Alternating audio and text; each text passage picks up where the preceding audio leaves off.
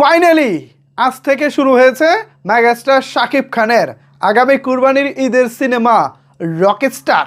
আসমান রসুর পরিচালনায় মালয়েশিয়াতে বিশাল আয়োজনে বিগ স্কেলে শুরু হয়েছে সিনেমাটির শুটিং। কেমন হতে পারে এই সিনেমাটি? পরিচালক আসমান রসু কোন মানের পরিচালক? তিনি কি শাকিব খানকে ব্যবহার করার মতো যোগ্যতা রাখেন, নাকি প্রিন্সের পরিচালক আবু হায়াত মাহমুদের মতো আবারও কোনো রকমভাবে শাকিব খানকে পর্দায় নিয়ে আসবেন? এই সব কিছু নিয়ে আলোচনা করব আজকের এই ভিডিওতে। আপনাদের সাথে রয়েছি আমি ওয়াসিম। রকস্টার নামটা শুনলেই বোঝা যায় একটি মিউজিক্যাল ঘরানার সিনেমা হতে চলেছে প্রিন্স। অর্থাৎ এই সিনেমায় আমরা শাকিব খানকে পাবো গায়ক চরিত্রে।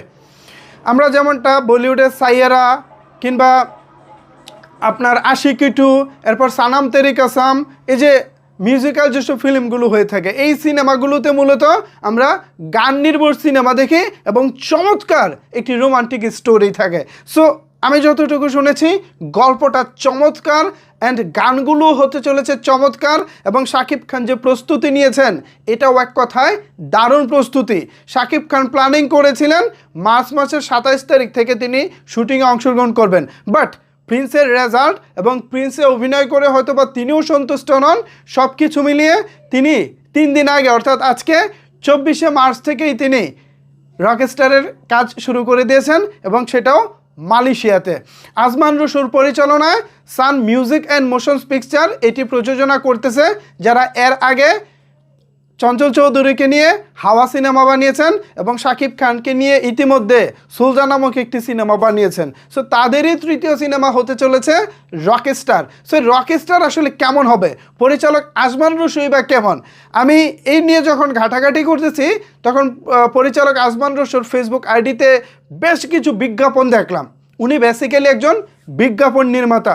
সম্প্রতি তিনি শাওমি 15 প্রো একটি মোবাইল ফোনের বিজ্ঞাপন করেছেন। সে বিজ্ঞাপনে অবশ্য আফরান নিশো অভিনয় করেছেন। অনেকে তাকে পছন্দ করে না, মানে সাকিবিয়ানদের মধ্যে অনেকে তাকে অপছন্দ করে, বাট এই বিজ্ঞাপনটা যদি আপনারা দেখেন, রিসেন্ট টাইমে আফরান নিশো বিজ্ঞাপন করেছেন শাওমি মোবাইল, আপনার রেডমি 15 প্রো এরকম একটা মোবাইল ফোনের। সো এই বিজ্ঞাপনটা দেখে আমার কাছে মনে হয়েছে আসমান রসু দারুণ একজন নির্মাতা, এবং তার ক্যামেরার কাজ, কালার কারেকশন, ওভারঅল তিনি যেই গ্রেঞ্জার নিয়ে একটি বিজ্ঞাপন বানান, সেই জায়গায় যেহেতু তিনি এবার সিনেমায় হাত দিয়েছেন, তার মানে এবার দারুণ কিছুই করবেন।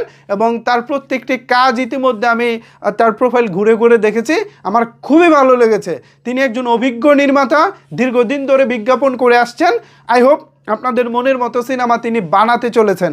আর শাকিব খান তিনি অনেক ভেবেচিন্তেই হয়তো বা আসমান রসুর কাজটি হাতে নিয়েছেন।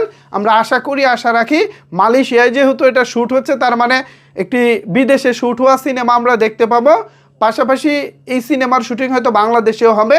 সো ওভারঅল মিলিয়ে আপনারা আশা রাখতে পারেন রকস্টার এক কথায় দারুণ কিছু হতে চলেছে। আর রকস্টারে শাকিব খানের চরিত্র কেমন হবে, লুক কেমন হবে, এগুলো এখনও রিভিল করা হয়নি। এখানে জাস্ট থাম্বনেলের জন্য আমি কিছু লুক ইউজ করেছি।